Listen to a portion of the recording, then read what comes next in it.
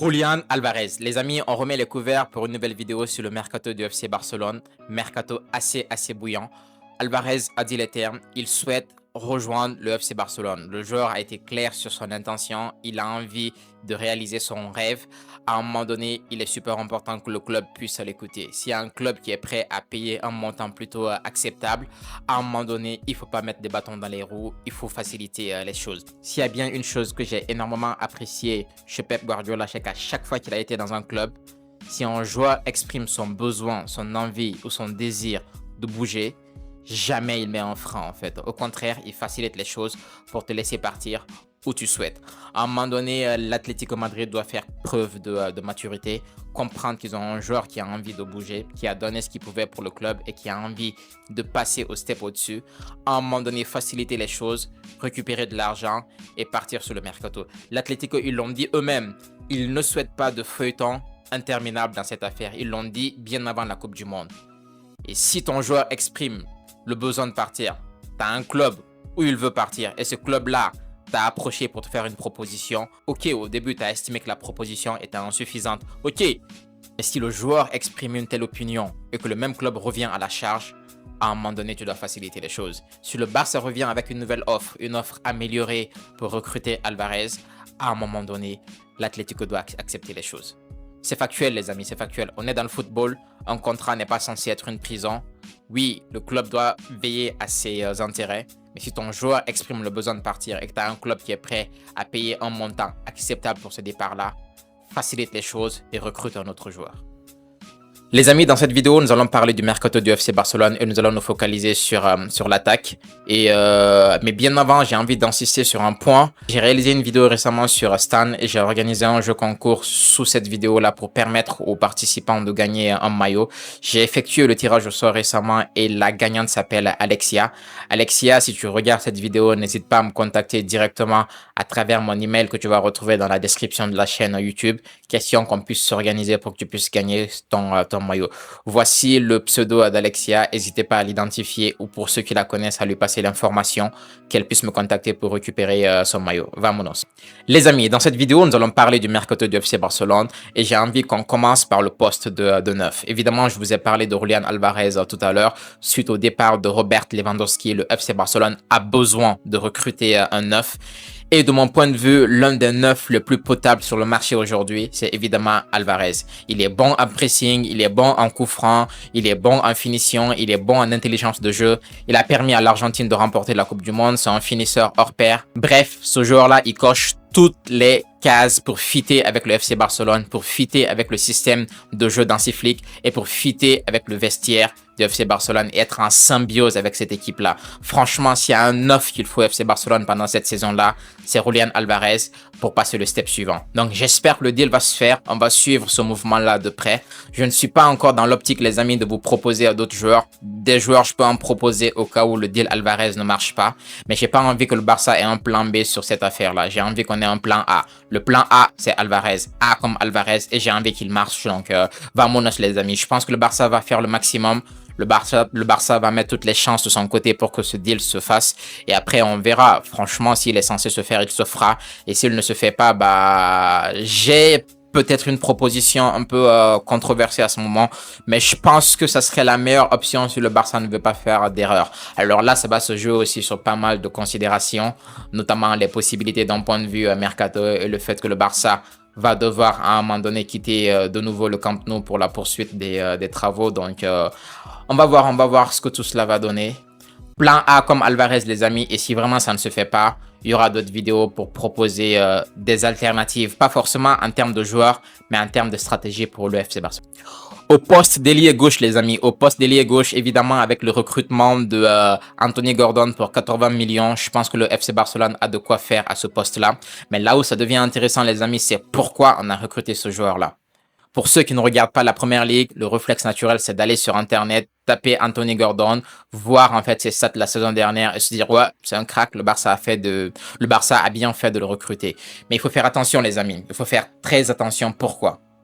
Anthony Gordon, il a fait l'une de ses meilleures saisons l'année dernière, en tout cas la saison écoulée. Et il ne faut pas se baser sur ces statistiques-là pour juger de son niveau. Anthony Gordon, c'est pas le joueur qui va te marquer énormément de buts par saison. Ce n'est d'ailleurs pas sa qualité première. Pour regarder la première ligue, en fait, énormément, le gars, on l'a vu en fait à Everton, on l'a vu également à Newcastle. À un moment donné, Chelsea voulait le recruter. Je me rappelle d'ailleurs l'un de mes amis qui est fan de Chelsea et qui se moquait de Gordon par rapport à son physique en disant, bah ouais, enfin, il mérite pas d'être à Chelsea, c'est une petite anecdote. Mais sur le principe, j'estime que Anthony Gordon, ça reste une bonne pioche, mais il faut en connaître les raisons. Pour l'avoir suivi énormément en première ligue, première qualité, les amis, c'est sa capacité à faire un pressing, mais de dingue. Dans le système d'Hansi Flick, surtout avec cette défense qui est assez haute, on a besoin de joueurs qui appliquent un pressing constant, question de permettre de récupérer la balle assez rapidement et ne pas se prendre énormément de contre-attaque. Donc Anthony Gordon, il va être dans cette optique-là, d'être un joueur d'espace, d'être également en fait un joueur de pressing, pour permettre au système d'Hansi Flick d'être un peu plus efficient. Ça, c'est super important. C'est également un joueur qui a une excellente qualité de finition, il faut le dire. Néanmoins, à relativiser par rapport au stade de la saison dernière, et je vais vous dire pourquoi. Anthony Gordon au FC Barcelone, il va jouer énormément sur l'aile.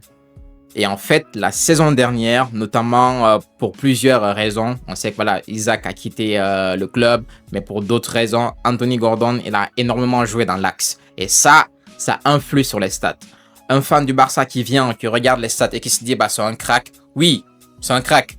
Enfin, c'est un joueur normal. C'est pas non plus le gars qui va nous mettre 20 buts par saison et il faut s'y attendre. Parce que si vous commencez à regarder les stats de la saison dernière et à vous dire qu'il va arriver, qu'il va planter énormément de buts, j'ai peur qu'il y ait de la déception et qu'on commence à le critiquer dès qu'à un moment donné, on se rend compte que les stats ne suivent pas le montant du transfert. Anthony Gordon, il est jeune, donc c'est un atout indéniable. L'une des raisons pour lesquelles on l'a également recruté, c'est par rapport à son salaire. Il a un salaire plutôt décent par rapport à Marcus Rashford.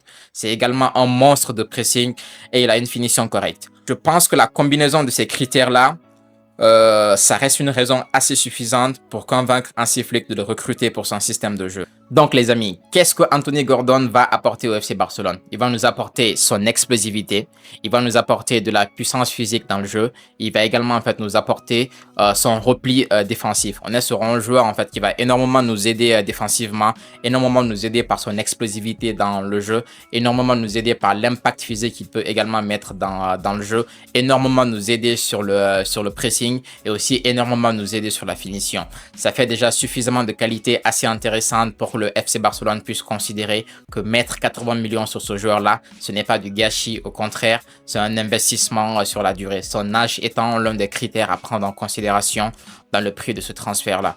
Donc, tous les gens qui, à un moment donné, ne regardent pas énormément la première ligue, qui vont regarder les stats d'Anthony Gordon de la saison dernière et vous faire une grosse analyse comme quoi il va arriver et être un monstre de finition et que 80 millions, c'est parce qu'il va nous mettre plein de buts.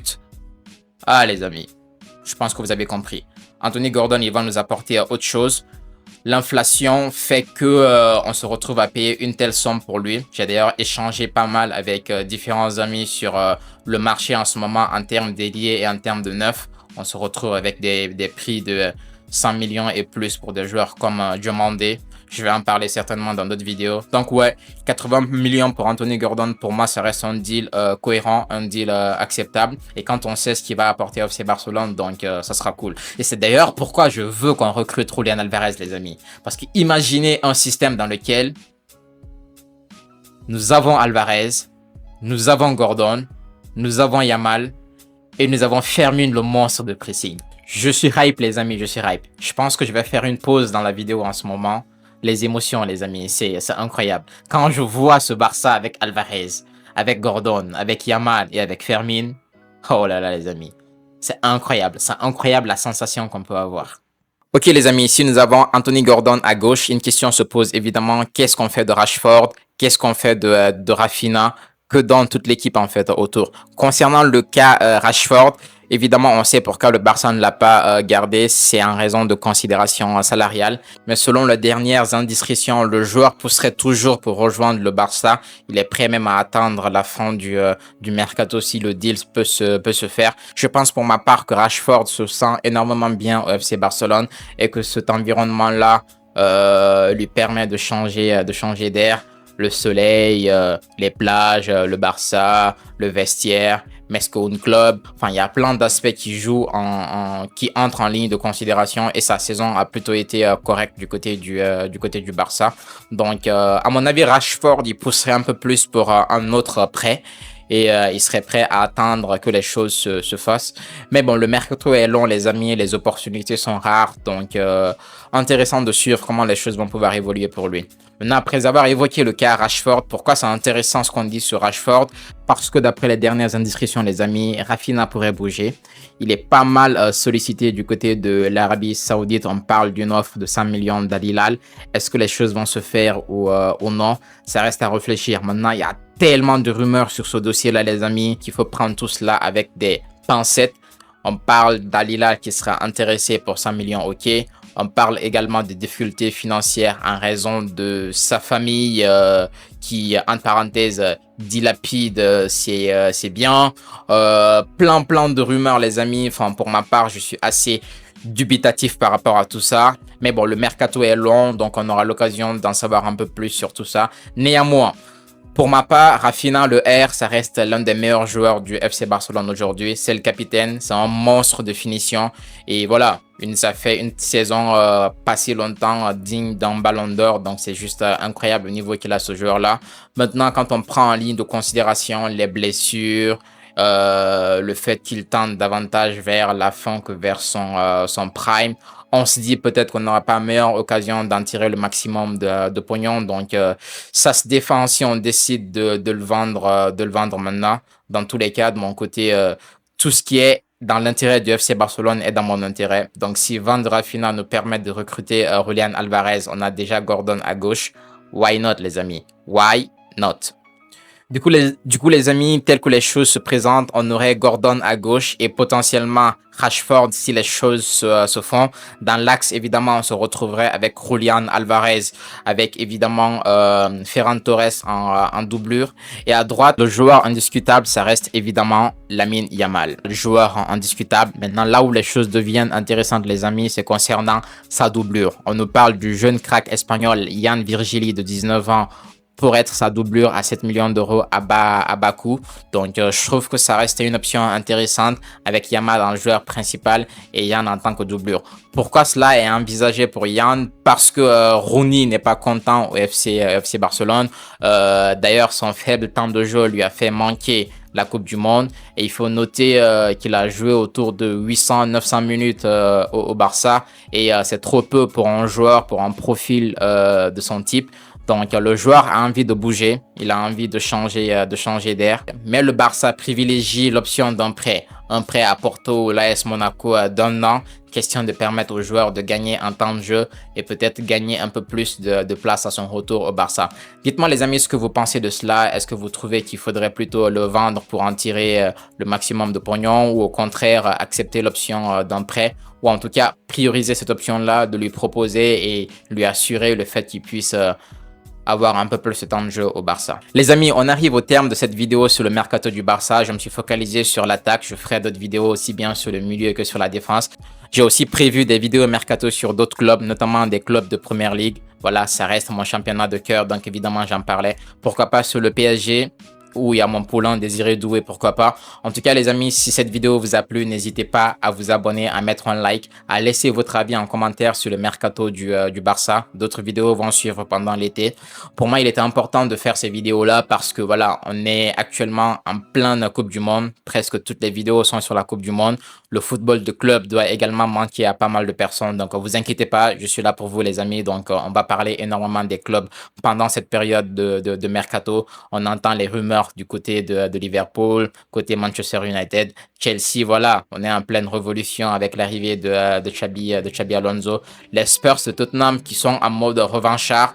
Après être passés à ça de la relégation, ils ont envie voilà, de conquérir le marché et revenir en force. Arsenal qui doit défendre son titre, qui doit step up justement sur certains postes, notamment les ailes, le poste d'ailier gauche par exemple. Il y a pas mal de choses à entrevoir pendant le mercato les amis et je vais en parler dans les prochaines vidéos. Donc si cette vidéo vous a plu, encore une fois, mettez un like, abonnez-vous, donnez de la force et on va se régaler pendant l'été. Voilà les amis, en attendant la prochaine vidéo, prenez soin de vous la famille. Ciao.